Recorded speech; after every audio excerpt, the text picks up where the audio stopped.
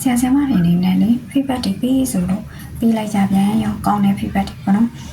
confidence တွေရအောင်ဆိုပြီးကိုယုံကြည်မှုတွေရအောင်ဆိုပြီးတော့ပေးကြတဲ့အခါမှာဆိုလို့ရှိရင်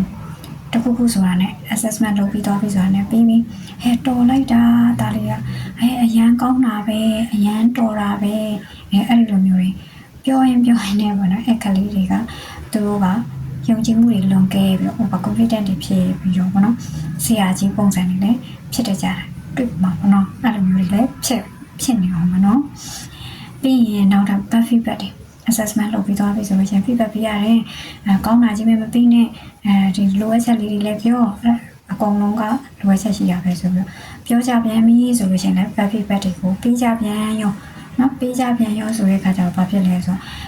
လိုအပ်ချက်တွေကြီးပဲလိုက်ရှာကြံပြီးတော့ကုံလုံးတွေပြောနေပြန်တော့လေတောက်လျှောက်ကြီးပြောနေပြန်တော့အဲ့ခက်လေးကဘာဖြစ်လဲဆိုကြာလာတော့ဘလောက်ကောင်းတခါမှလည်းမှန်တယ်ဆိုတာလည်းမရှိအဲ့လိုမျိုးနဲ့ပြောပြီးနေပြောကြပြန်ပြီတခါပြောကြပြန်ပြီတခါအဲ့လိုမျိုးတွေပြောပါများတော့သူရဲ့ classmate တွေကပါလိုက်ပြောဒီလိုနဲ့လည်းမလုပ်ချင်တော့ဘူးဒီလိုမျိုးနဲ့လည်းမပေါင်းချင်တော့ဘူးအဲ့လိုမျိုးတွေသူအကြောင်းပေါ့သူကအမြဲတမ်းလို့အမားလုပ်နေတာအဲ့လိုမျိုးတွေအချင်းချင်းကိုပြောရကြတယ်ဆိုလို့ရှိရင်သွားပြီးအခက်လေးကတခါ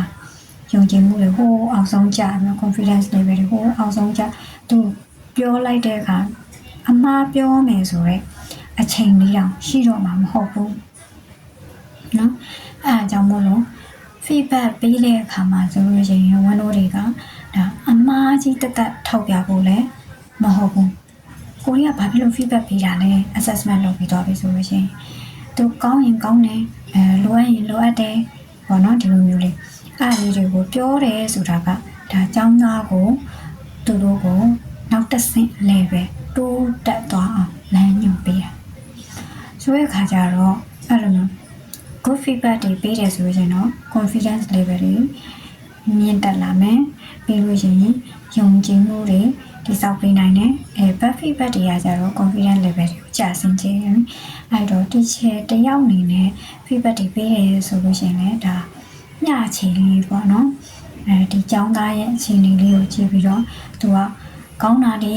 ကြီးပဲလောက်သွားတယ်ဆိုတော့ကောင်းတာတွေကြီးပဲတော့ရောက်ပြောတယ်ဆိုရင်လည်းသူ confidence level တွေ so high သွားပြီးတော့အတန်းနဲ့မှာဆိုလို့ရှင်ကိုစားသိနေဆိုလို့ရှင် attention မရှိတာတွေပါတယ်အဲ့လိုမျိုးတွေကလည်းဖြစ်တတ်သေးတယ်အဲ့တော့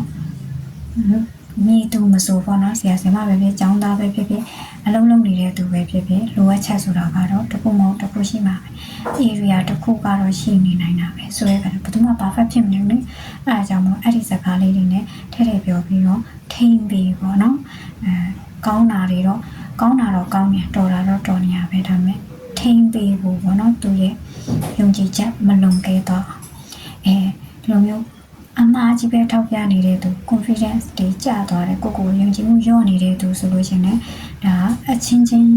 ကြားထဲမှာပေါ့နော်ကျောင်းသားချင်းချင်းကြားထဲမှာလည်း good relationship ရအောင်ဆရာဆရာမနဲ့သူနဲ့ကြားထဲမှာဆိုလို့ရှိရင်လည်း good relationship လေးတွေရအောင်အဲ့ခလေးကို confidence နဲ့ယုံကြည်ခြင်းနဲ့ဆရာမလည်းနုံနုတူတူဆက်ဆံပေးပါလားကျောင်းသားချင်းချင်းကလည်းဒီလိုမျိုးလေးတွေ